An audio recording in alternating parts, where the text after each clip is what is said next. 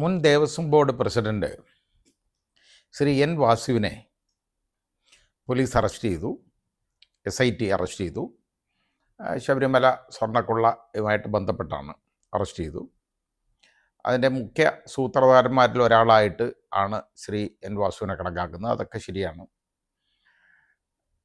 അദ്ദേഹത്തെ ഇപ്പോൾ ആദ്യത്തെ ഒരു റിമാൻഡ് കഴിഞ്ഞു. രണ്ടാമത് റിമാൻഡ് ചെയ്യാനായിട്ട് വിജിലൻസ് കോടതി ഹാജരാക്കാൻ നേരത്ത് പോലീസ് ഹാൻഡ് കഫ് ചെയ്ത്, അതായത് കയ്യാമം വെച്ചുകൊണ്ടാണ് എൻ വാസുവിനെ കോടതിയിലേക്ക് കൊണ്ടുപോയത്. അത് വളരെ ഒരു ഒച്ചപ്പാടുണ്ടായ ഒരു സംഭവമായിട്ട് മാറിയിട്ടുണ്ട്. പോലീസിനെതിരെ അതിൽ വലിയൊരു വിമർശനമൊക്കെ നേരിട്ട് വന്നു. അതായത് AR ക്യാമ്പിലെ പോലീസുകാരാണ് ഈ കൊണ്ടുപോകുന്നത്. ജയിലിൽ നിന്ന് കോടതി ഹാജരാക്കാനായിട്ട് കൊണ്ടുവന്നവരാണ്, തിരിച്ചു കൊണ്ടുവന്നവരാണ്. അപ്പോൾ അവർ ഏതായാലും ഇങ്ങനെ ചെയ്തത് എന്താണ് എന്ന് ഉള്ളത്. ഒന്നാമത് അയാളുടെ പ്രായം ഒന്ന് പരിഗണിക്കില്ലേ, നമ്മളത് നോക്കണം. മാത്രമല്ല അയാൾ ആരായിരുന്നു എന്നുള്ളത്. ഇപ്പോൾ ഈ സ്വർണ്ണക്കൊള്ളയെന്ന് പറയുന്നത് വളരെ മോശമായ പ്രവൃത്തിയാണ്, വളരെ മ്ലേച്ഛമായ ഒരു പ്രവൃത്തിയാണെങ്കിലും, വൃത്തികെട്ടാണെങ്കിലും, ഏറ്റവും വലിയൊരു ക്രിമിനൽ കുറ്റമാണെങ്കിൽ പോലും ഇയാൾ ആരായിരുന്നു എന്നുള്ളതിനെക്കുറിച്ച് ഒന്ന് ചിന്തിക്കണം. അതിന് ഞാൻ നിയമത്തിൻ്റെ വകുപ്പുകൾ പറഞ്ഞുകൊണ്ടാണ് ഞാൻ ഈ പറയാൻ പോകുന്നത്, അല്ല വെറുതെ അല്ല. വാസുവിനെ ഞാൻ ഒരു കാരണവശാലും സപ്പോർട്ട് ചെയ്തില്ല, അത് വേറെ കാര്യം. അയാൾക്ക് കിട്ടാവുന്ന പണിഷ്മെൻറ്റ് എന്തെങ്കിലുമൊക്കെ ഉള്ളെങ്കിൽ അതെല്ലാം കൊടുക്കണമെന്നുള്ള എനിക്ക് നിർബന്ധമുള്ള ഒരു കാര്യവുമാണ്. ശ്രീ വാസു 2 പ്രാവശ്യം പഞ്ചായത്ത് പ്രസിഡൻ്റായിരുന്ന ആളാണ്. അത് കഴിഞ്ഞതിന് ശേഷം അദ്ദേഹം പ്രാക്ടീസൊക്കെ അഭിഭാഷകനായിട്ട് പ്രാക്ടീസ് ചെയ്തു. വിജിലൻസ് ട്രിബ്യൂണലായിട്ട് ഒരു പൊളിറ്റിക്കൽ അപ്പോയിൻമെൻ്റാണ് അത് നടത്തി, ഗവൺമെൻറ്റിൻ്റെ കയ്യിൽ നിന്ന് അത് കിട്ടുകയും ചെയ്തു. ആ ഒരു ടേം കഴിഞ്ഞ് അത് അദ്ദേഹത്തിൻ്റെ റിട്ടയർമെൻറ്റിന് ശേഷം ദേവസ്വം കമ്മീഷണറായിട്ട്, അത് നമ്മുടെ മുഖ്യമന്ത്രിയായിട്ട് വളരെ അടുപ്പമുള്ള ആളാണ്. അതുകൊണ്ട് ട്രാവൻകൂർ ദേവസ്വം ബോർഡിൻ്റെ കമ്മീഷണറായിട്ട് അദ്ദേഹത്തെ അപ്പോയിൻ്റ് ചെയ്തു. 2 ടേം കമ്മീഷണറായിട്ടിരുന്നു. അത് കഴിഞ്ഞ് റിട്ടയർ ചെയ്തു. അത് കഴിഞ്ഞ് ആ ടേം തീർന്നു. അപ്പോൾ കുറച്ചുകൂടെ കഴിഞ്ഞപ്പോഴത്തേക്ക് ഏതാണ്ട് 1-2 മാസം കഴിഞ്ഞപ്പോൾ പത്മകുമാർ, അന്നത്തെ ദേവസ്വം ബോർഡ് പ്രസിഡൻറ്റ് സ്ഥാനം, അദ്ദേഹത്തിൻ്റെ ടേം അവസാനിച്ചു. അത് അവസാനിച്ച ഉടനെ ഈ എൻ വാസുവിനെ പെട്ടെന്ന് തന്നെ ദേവസ്വം ബോർഡ് പ്രസിഡൻ്റായിട്ടങ്ങ് മാറ്റി. അപ്പോൾ ഇത്രയും പൊസിഷനുകൾ ഇരുന്ന ഒരാളാണ്. അതുകൂടാതെ ഈ വാസു നേരത്തെ മന്ത്രി PK ഗുരുദാസൻ, അദ്ദേഹം കൊല്ലംകാരനാണ്, അദ്ദേഹത്തിൻ്റെ PS ആയിട്ട് വർക്ക് ചെയ്തിട്ടുണ്ട്, ജോലി ചെയ്തിട്ടുണ്ട്. അപ്പോൾ ഇതുപോലൊക്കെയുള്ള ഉന്നത നിലയിലൊക്കെ ഇരുന്നിട്ടുള്ള ഒരാളെ ആണ് എന്ന് അങ്ങനെ ആർക്കെങ്കിലും അങ്ങനെ പ്രത്യേകിച്ച് കരുതണോ എന്ന് ചോദിച്ചു കഴിഞ്ഞാൽ അങ്ങനെ കരുതണം. അതിന് നിയമത്തിൽ തന്നെ പറയുന്നുണ്ട്. അപ്പോൾ ആരെയൊക്കെ ഏതൊക്കെ സമയത്ത് ഹാൻഡ് കഫ് ചെയ്യാം, അതായത് ഈ ഹാൻഡ് കഫ് ചെയ്യുക എന്ന് പറഞ്ഞത് ഈ ഇത് ഇടുകയാണ്, കൈവലം ഇടുകയാണെന്നുള്ളതാണ്. ഹാൻഡ് കഫ് ചെയ്യാം എന്നുള്ളത് നിയമത്തിൽ വേണമെങ്കിൽ ചെയ്താൽ മതി, ഒരു നിർബന്ധമില്ല ചെയ്യണമെന്ന്. ഹാൻഡ് കഫ് ചെയ്യാവുന്ന അവസരങ്ങൾ ഏതൊക്കെയാണ് എന്നുള്ളത് നമ്മുടെ ഭാരതീയ നാഗരിക സുരക്ഷാ സംഹിത BNSS എന്ന് പറയുന്ന നിയമത്തിൽ, അതായത് പഴയ നമ്മുടെ criminal procedure code of criminal procedure, അതിൻ്റെ പുതിയ വെർഷൻ അതിനകത്ത് പറയുന്നുണ്ട്.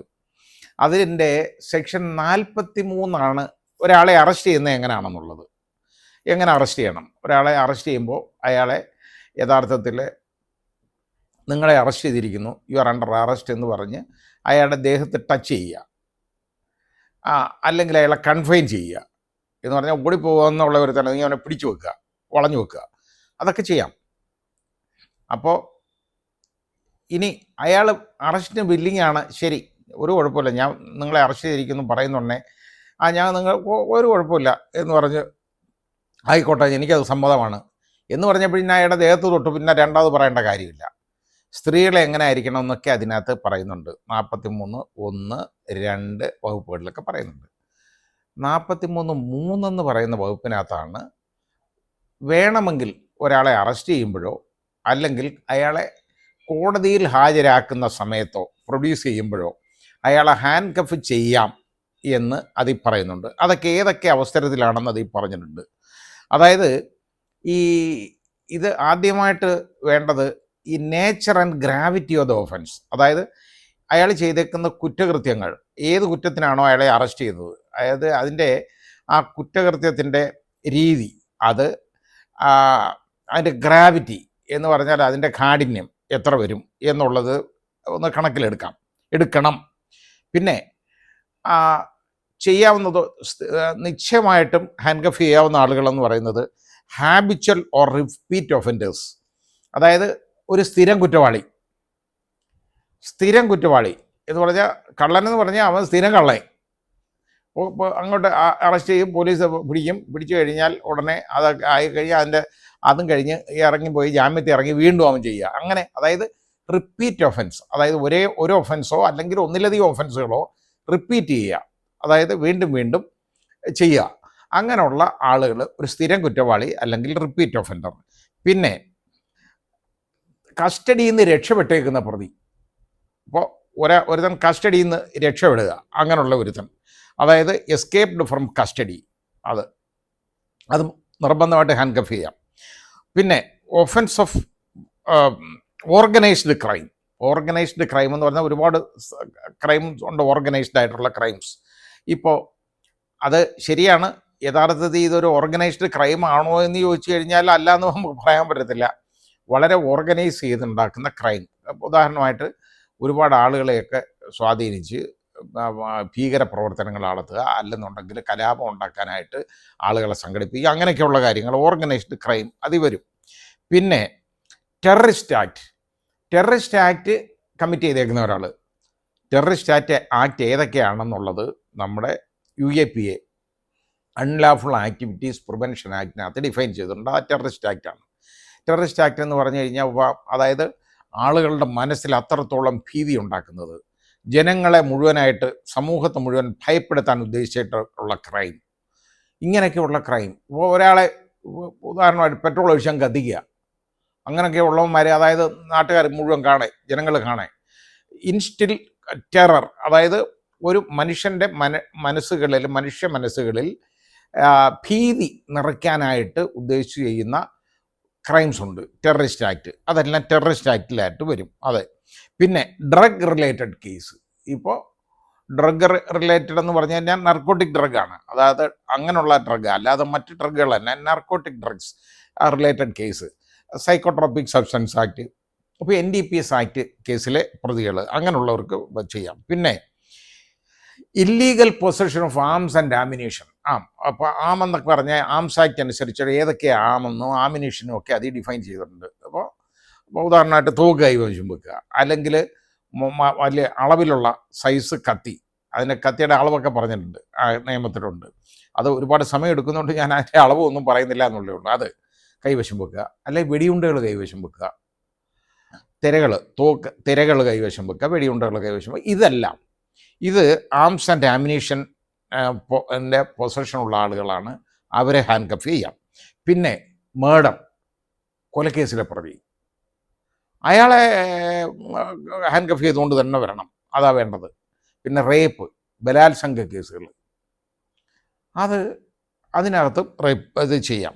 പിന്നെ ആസിഡ് അറ്റാക്ക് എന്ന് പറഞ്ഞു കഴിഞ്ഞാൽ ഓരോ വൃത്തികെട്ടവന്മാർ ഇത് അറിയുന്നില്ല, ഒരു മനുഷ്യൻ്റെ മുഖ സൗന്ദര്യം നശിപ്പിക്കാൻ, അവരെ കണ്ടാൽ പോലും തിരിച്ചറിയാതിരിക്കാൻ, ഏതൊക്കെ വിധത്തിൽ എങ്ങനെ ഉപദ്രവിക്കാമെന്നുള്ളത് കണക്കാക്കിയിട്ട് ആസിഡ് എടുത്ത് ഒഴിക്കുന്നവന്മാരുണ്ട്. അങ്ങനെയുള്ളവന്മാർ ആസിഡ് അറ്റാക്ക് അവർ ചെയ്യാം. പിന്നെ counterfeiting of coins and currencies, അതായത് കള്ള നോട്ടടിക്കുക, അല്ലെങ്കിൽ കള്ള കമ്മട്ടം ഉണ്ടാക്കി, അതായത് നമ്മുടെ കോയിൻസ് ഉണ്ടാക്കുക. അപ്പോൾ നമുക്ക് 20 രൂപയുടെയൊക്കെ നാണയമില്ലേ, അതെടുത്ത് അത് അങ്ങോട്ട് അടിക്കാനായിട്ട്, അല്ലെങ്കിൽ എത്ര രൂപയുടെ നാണയമാവട്ടെ, കള്ള കമ്മട്ടം, അതുപോലെ തന്നെ കള്ള നോട്ട് ഉണ്ടാക്കുക, അങ്ങനെയുള്ളവരെ ഇത് ചെയ്യാം. പിന്നെ വേറെ ചെയ്യാവുന്നത് ഹ്യൂമൻ ട്രാഫിക്കിംഗ്, മനുഷ്യക്കടത്ത് നടത്തുന്ന ആളുകളെ, അവരെ ഹാൻഡ് കഫ് ചെയ്യാം, മനുഷ്യക്കടത്ത് അതിലേർപ്പെട്ടേക്കുന്നവരെ. പിന്നെ പോക്സോ അറിയാമല്ലോ, protection of children from sexual offences act, POCSO.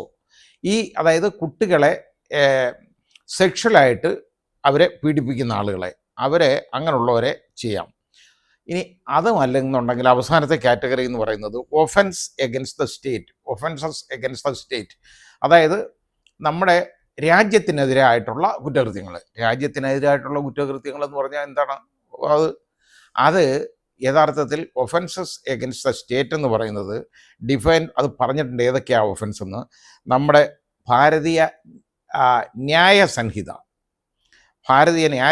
BNS chapter 7, ആ ചാപ്റ്റർ 7 പറയുന്ന കുറ്റകൃത്യങ്ങളാണ് ഒഫൻസസ് എഗൻസ്റ്റ് ദ സ്റ്റേറ്റ്. അത് വേജിങ് വാർ, രാജ്യത്തോട് യുദ്ധം പ്രഖ്യാപിക്കുക, പിന്നെ അതേപോലുള്ള വാർ ക്രൈംസ് ഒക്കെ നടത്തുക, പിന്നെ ഇതേപോലെ ഈ പ്രിസണേഴ്സിനെ രക്ഷപ്പെടുത്താൻ പോവുക, അങ്ങനെയൊക്കെ ഉള്ളതെല്ലാം ഒഫൻസ് അഗൻസ്റ്റ് സ്റ്റേറ്റാണ്. കാരണം സ്റ്റേറ്റിന് നമ്മുടെ എങ്ങനെയൊക്കെ നേരെ പോകാം. അതുപോലെ തന്നെ ഇപ്പോൾ രാജ്യദ്രോഹം എന്നൊക്കെ നമ്മൾ പറയുക, അല്ലെങ്കിൽ ഏലിയൻ എനിമി, വിദേശ ശക്തികളുമായിട്ടൊക്കെ ചേർന്ന് പ്രവർത്തിക്കുക, ഇങ്ങനെയൊക്കെ ഉള്ളതെല്ലാം ഒഫൻസ് അഗൻസ്റ്റ് സ്റ്റേറ്റായിട്ട് മാറും. അപ്പോൾ അവർ ഇപ്പോൾ എങ്ങനെ ഒരു പ്രതിയെ രക്ഷപ്പെടുത്തുക, ഒരു പ്രിസണറെ പോലീസ് കൊണ്ടുപോവുക, അവനെ പിടിച്ചുകൊണ്ട് പോവുക, അല്ലെന്നുണ്ടെങ്കിൽ പോലീസ് സ്റ്റേഷൻ കയ്യേറി അവരെ അവിടെ പിടിച്ചു കൊണ്ടുവന്നേക്കുന്ന പ്രതികളെ മോചിപ്പിക്കുക, ഇതെല്ലാം ഒഫൻസ് അഗൻസ്റ്റ് സ്റ്റേറ്റ് ആവും. അങ്ങനെയുള്ള ആളുകൾ, അതായത് ചാപ്റ്റർ 7 BNS പറഞ്ഞേക്കുന്ന ഒഫൻസുകൾ, ഇങ്ങനെയുള്ളതെല്ലാം ഒഫൻസ് അഗൻസ്റ്റ് ദ സ്റ്റേറ്റ് ആവും. അപ്പോൾ അങ്ങനെയുള്ള കുറ്റകൃത്യങ്ങൾ ചെയ്തേക്കുന്ന ആളുകളെ അവരെ എല്ലാം ഇതേപോലെ തന്നെ ഈ വിലങ്ങ് വെച്ച് കോടതിയിലേക്ക് കൊണ്ടുപോകാം. അറസ്റ്റ് ചെയ്യുമ്പോഴും വിലങ്ങ് വെക്കാം, അറസ്റ്റിന് ശേഷം കോടതിയിലേക്ക് കൊണ്ടുപോകുമ്പോഴും വിലങ്ങ് വെക്കാം. അപ്പം നമ്മളത് ആലോചിക്കുമ്പോൾ ഈ രീതിയിലുള്ള കുറ്റകൃത്യങ്ങളൊക്കെ ഈ N. വാസുവിൻ്റെ പേരിൽ പറയാൻ പറ്റുമെന്ന് ചോദിച്ചു കഴിഞ്ഞാൽ ബുദ്ധിമുട്ടാണ്. അതിനകത്ത് വേണമെങ്കിൽ നമുക്ക് പറയാം, ഓർഗനൈസ്ഡായിട്ട് ഇതുപോലെ ഗൂഢാലോചന നടത്തി ഈ സ്വർണം, ശബരിമലയിലെ സ്വർണം കൊള്ള നടത്താൻ, മോഷണം നടത്താനായിട്ട് അതിന് നിന്നു, അതിന് ഭാഗഭാക്കായിട്ട് മാറി എന്നുള്ളത് നമുക്ക് പറയാവുന്നതാണ്. അതൊഴിച്ചാൽ ബാക്കി ഉള്ള കാര്യത്തിൽ ഇപ്പോൾ ഈ വാസുവിനെ അറസ്റ്റ് ചെയ്തത് ഒരു ശരിയായ നടപടിയല്ല എന്ന് തന്നെ വാസുവിനെ കയ്യാമം വെച്ചത് ശരിയായ ഒരു നടപടിയല്ല എന്ന് തന്നെ പറയാൻ പറ്റുള്ളൂ. അല്ലാതെ വേറൊന്നും അതിനെക്കുറിച്ച് പറയാനൊക്കത്തില്ല. പിന്നെ ഇത് വെറുതെ ചില ആളുകളെ ആക്ഷേപിക്കാനായിട്ട് ചിലപ്പോൾ ചെയ്യും. പണ്ട് ഷെർഷാദ് എന്ന് പറയുന്ന ഒരാൾ, അയാൾ യഥാർത്ഥത്തിൽ MV ഗോവിന്ദൻ്റെയും മകൻ്റെയും പേർക്ക് ആരോപണം ഉന്നയിച്ച ഒരാളാണ്. അയാൾ സാമ്പത്തിക കുറ്റമാണ് അയാളുണ്ടായത്. അയാളെ ആരെയോ കളിപ്പിച്ചെന്നോ ഏതാണ്ടൊക്കെ പറഞ്ഞാണ്. അതിന് അയാളെ അറസ്റ്റ് ചെയ്ത് അയാളെ ഇത് കയ്യാമം വെച്ചുകൊണ്ട് കൊണ്ടുവന്ന് കണ്ടു. ഞാൻ അതിനെതിരെ പറയുകയും ചെയ്തു. അപ്പോൾ ഈ വാസുവിനെതിരെ ഒരു കാരണവശാലും വാസുവിനെ ഇതുപോലെ കയ്യാമം വെച്ച് കൊണ്ടുപോകേണ്ട കാര്യം ഉണ്ടായിരുന്നില്ല. അത് തെറ്റാണ് എന്ന് തന്നെയാണ് എൻ്റെ അഭിപ്രായം.